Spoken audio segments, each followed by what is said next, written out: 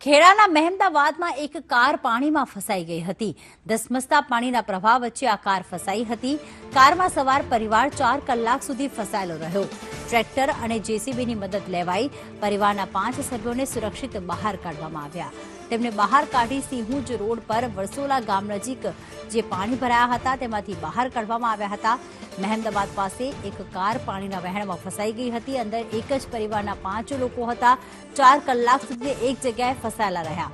કારમાં અંદર પાણી પણ આવી ગયું હતું, પરંતુ તેની જાણ થતાં જ ટ્રેક્ટર અને જેસીબીની મદદ લેવાઈ અને ધસમસતા પાણી વચ્ચે આ પરિવાર જે ફસાયેલો હતો તેમને બહાર કાઢવામાં આવ્યા હતા। એરપોર્ટથી પરત ફરી રહેલા પરિવારનો આ બાદ બચાવ થયો છે। મહેમદાવાદ સિંહુજ રોડ પર વરસોલા ગામ નજીક પાણી ભરાયેલા હોવાના કારણે આ કાર ફસાઈ ગઈ હતી। રાત્રે 3:30 વાગ્યાથી આ કાર ફસાઈ હતી। મોડી રાત હોવાથી લોકોએ તે જોયું નહીં, પરંતુ 7:30 વાગ્યા સુધી પરિવાર ફસાયેલો રહ્યો।